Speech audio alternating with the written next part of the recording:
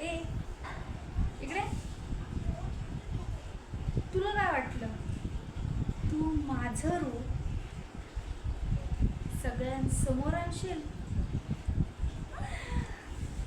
काय लागलं ग हाती? काहीच नाही ना.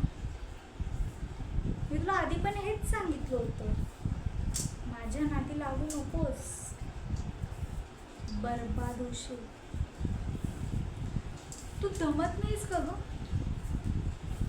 सारखी माझ्याकडून इज्जत काढून घेते स्वतःची.